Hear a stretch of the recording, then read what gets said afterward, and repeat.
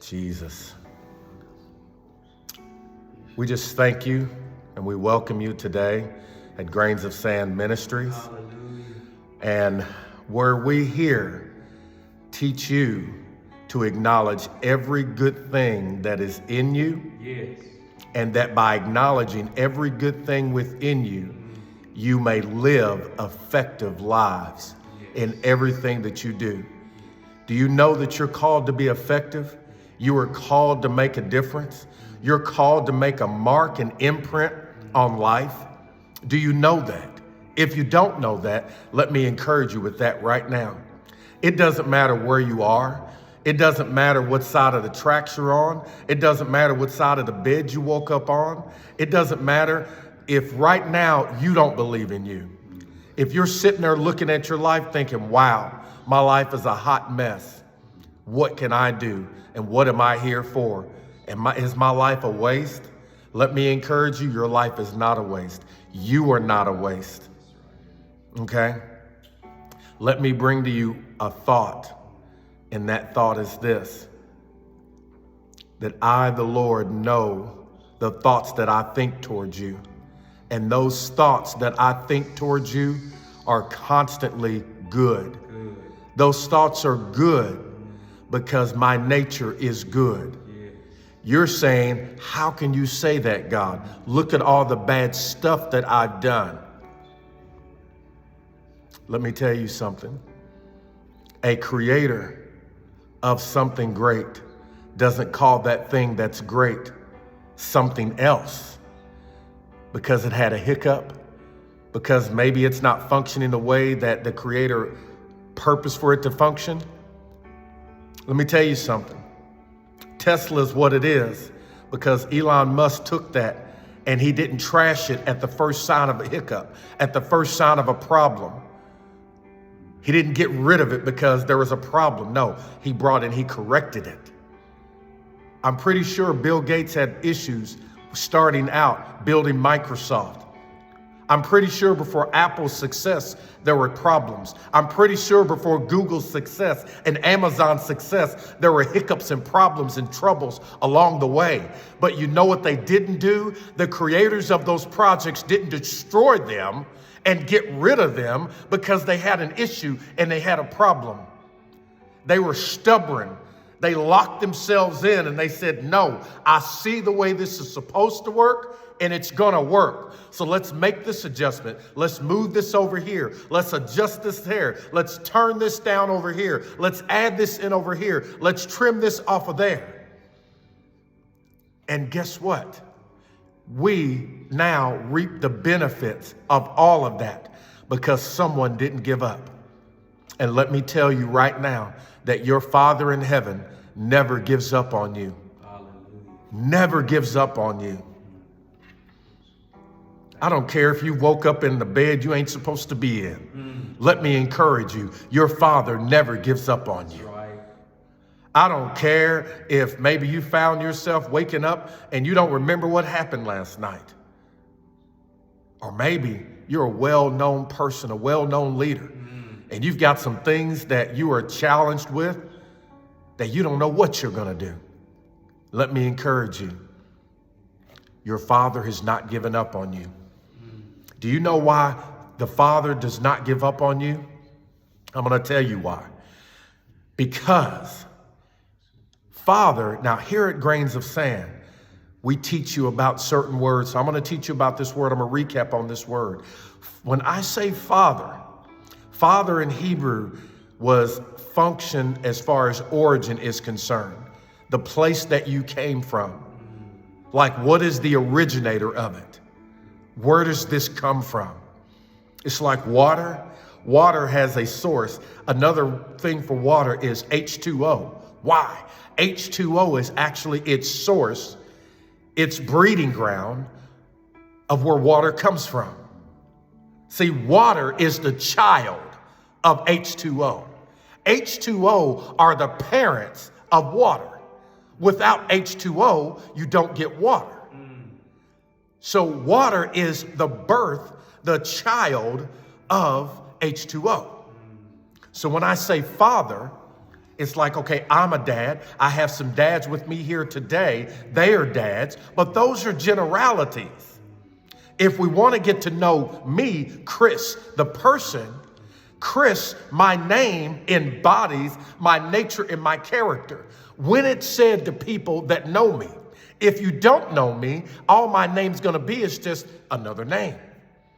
If you're going to get to know me, you have to take some time and observe me.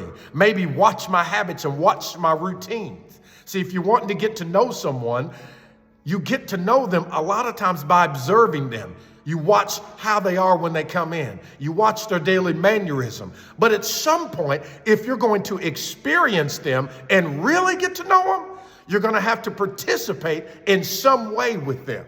You're going to have to partake in some things with them. You may have to work alongside with them. You may have to take on a project with them. You might have to go out to eat with them. But until you actually have observed them and participate in them, you haven't experienced them. And this is what I'm talking about. How do you experience God? Let's go back to Father real quick. What is Father? Father is place of origin, the place where you come from, the original place. This is what I'm talking about. Fathers, men, bear the seed. Okay? So the beginning point of this starts in the origin of Father. Okay? Watch this. And I'm talking about your heavenly Father. And then there's experience. How do you experience God? Well, let's go back to our first point. Where's the place of origin where you came from? If how you see where you came from is rooted in an I am not. Do you know that if what you believe about God is, if you believe God is like a tyrant, I'm just going to use some DC or Marvel characters for a minute. I'm a big nerd with this and I like superhero stuff. But if you see God like Thanos, like this one that's going to correct everything by wiping out and killing half of everyone, and then I come and tell you that God is nothing like that. Hallelujah. I come and tell you that God is as gentle as a dove. Yes. Do you realize how a dove? You don't see doves in the air with their wings trying to fight another bird. They're gentle. They're very gentle. So gentle, in fact, if they believe that there's trouble's been around, they won't even come back. They'll back away from it completely. So what is God like? No other God is revealed except for that one that is revealed in Jesus. Here's my challenge that I ask people. How did Jesus act and respond to people? If you look at the four Gospels, Matthew, Mark, Luke, and John, and this is just a practical approach. How did Jesus treat people? What did Jesus do? And here's what I had a guy do this. He said, listen, I really believe God is, and his version was like Thanos. He's going to swat me. He's going to get me. I've done some things and I'm trying to get better at some things, Chris. But man, I just really feel like there's going to be a day of reckoning. I'm going to have to get mine in order for God to be satisfied. And he believed this. And I asked him and I said, let me ask you a question. Here's my homework for you. He said, what's that? I want you to go into Matthew, Mark, Luke, and John. He said, yeah. And I want you to find just one place. I don't need 2 and 3, just one place where Jesus treated one person like the way you feel that God is going to treat you. He said, okay, just find me one. He came back and he says, I couldn't find one, not even with the ones that were enemies with Jesus and didn't like Jesus. Even with Jesus flipping over tables, he didn't flip any tables over against anyone. And I can't find anything where Jesus, that was if we're going to talk about the worst, that was probably the worst. Jesus at the time that he was getting taken said to Peter, one of his disciples that was trying to take off the head of someone, said this. He said, do you not know that I can call a few legion of angels and they'll come to my rescue? So you're talking about Jesus walking around with the power, if we want to say this, to fly swat people if he wanted to all the time. He said, I can call upon this many legions of angels, Peter, and they'll come down and level the place. Jesus didn't. Jesus' prayer was, Father, forgive them, for they know not what they do. Why did Jesus do that? Because Jesus dominated as a king. How does a king dominate? The dominance of a king comes in how they rule. Life dominates over death. Peace dominates over chaos. Divine health dominates over sickness. Gentleness dominates over harshness. Righteousness dominates over unrighteousness. Holiness dominates over unholiness. Godliness dominates over ungodliness. Light dominates over darkness. If you ever turned on a light in a room and seen the darkness trying to fight to stay in it, no, I'm gonna stay. No. Light's like, no, we almost got you. And dark's like, no, I think we almost got you. And light's like, no, we're gonna get you. Can you imagine if that happened, if we turned on a light when we went into a room, there was a power struggle, light was like, I've almost got it. You know those pictures you see on social media where it's got Jesus and Satan in an arm wrestling match? Are you serious? Really? I mean, come on now. That's like, honestly, that's like Superman in an arm wrestling match with Mighty Mouse. Like, come on now. Really? We're going there. Light is really going to fight. We make this complicated. There is no fight between light and darkness. You say, why do we see it then? So you can participate in the victory that comes with it. We show it to you and it's seen so you can participate in the victory that comes with it.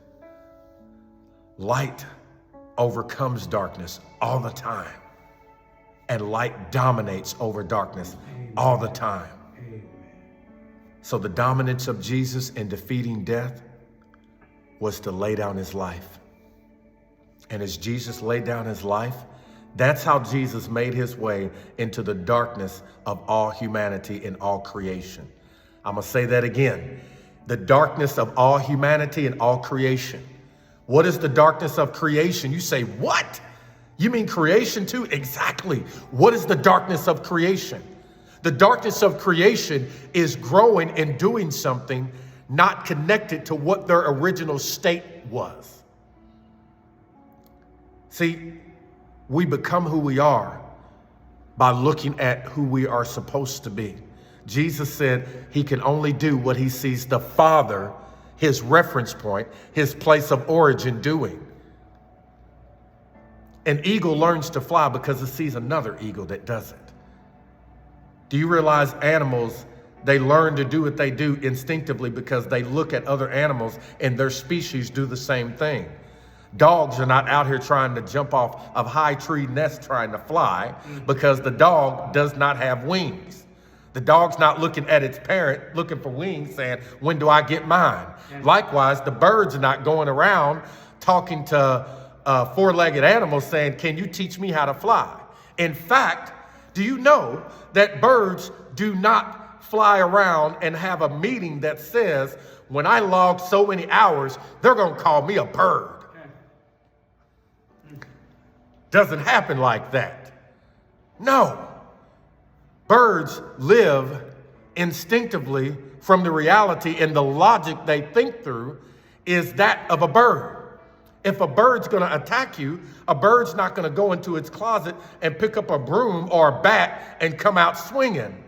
A bird's going to attack you the way that a bird attacks, fluttering its wings and with its beak and its claws. Why am I telling you all this? Because we should make it a habit and a profession to walk out how we originally were made to live and walk out all the time, which we see in Jesus. And if you can't see it in Jesus and it would look weird at Jesus, it ought to look weird coming out of you. Jesus went about and did good and healed all those who were oppressed of the devil. Healed people that were oppressed of darkness, of sickness, of evil, anything that is un-Christ-like. This is what Jesus did. So look here. We talked about function, Father, where this comes from, and we talked about experience. You need to experience God. How do you experience God? By observing, looking, and then participating in. How do you participate in this? I'm gonna tell you, this is real simple. Watch this. You participate in this by simply being persuaded and receiving and accepting that God really is this good. God really is all loving. Yes. So let me do this. I'm gonna pray.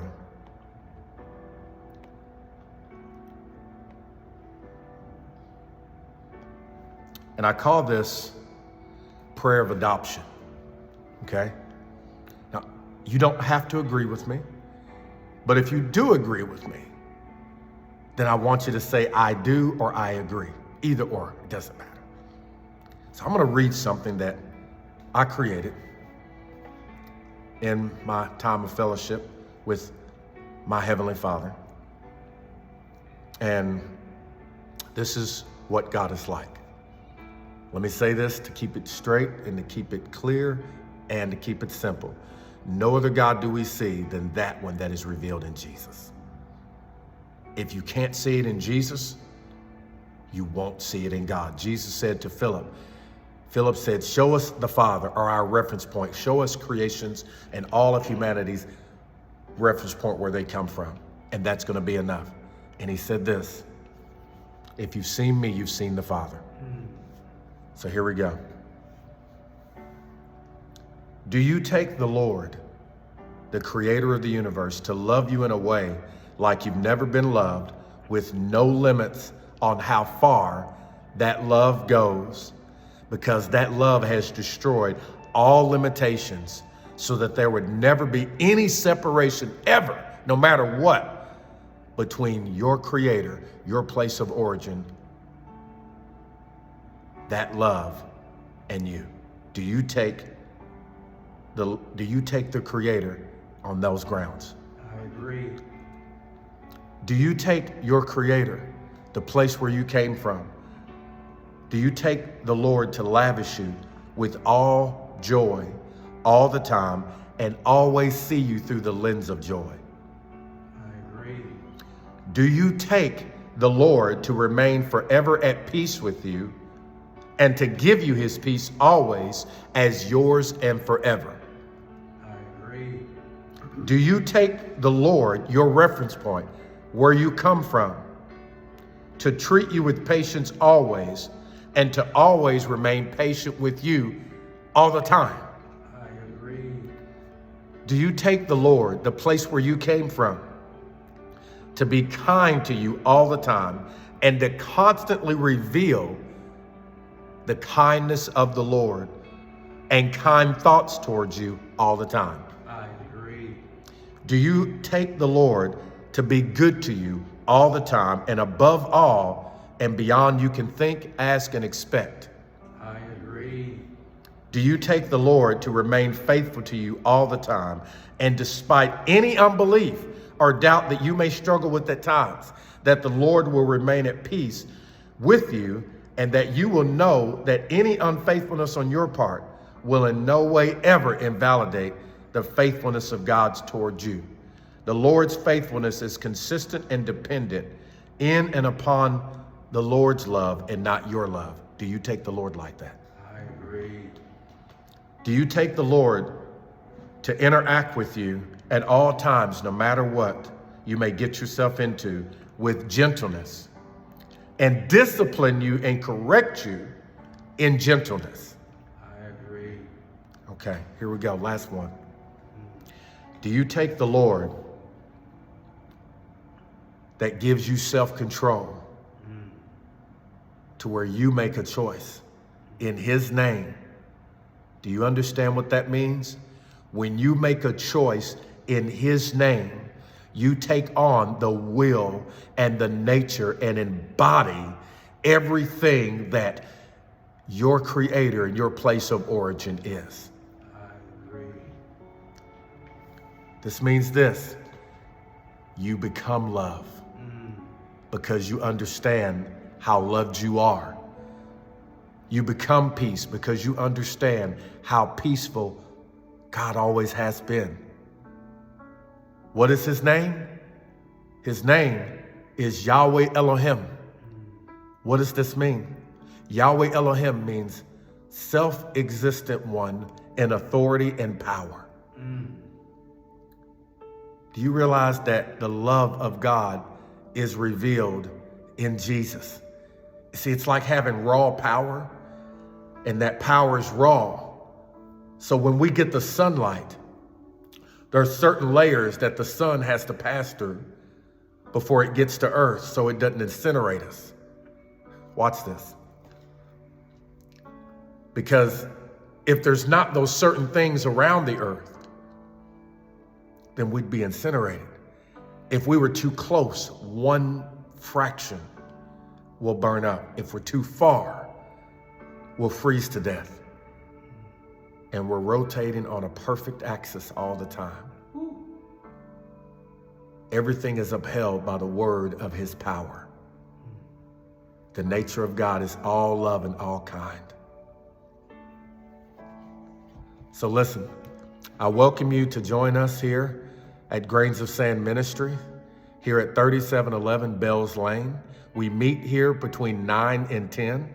From between 9 and 9:30, I do a talk like I'm doing now where I share some thoughts, okay? And after I've shared some thoughts, we go off air and we do another 30 minutes of dialogue, question and answer. And we don't run from the hard questions. We preferably like to keep around our topic that we've talked about, but we're open to other questions should you have them. So bless you.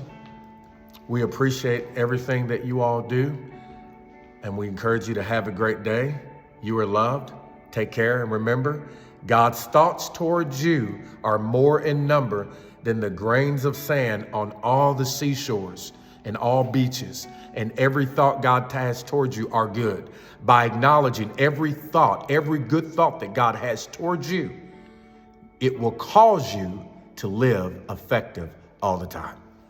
Take care.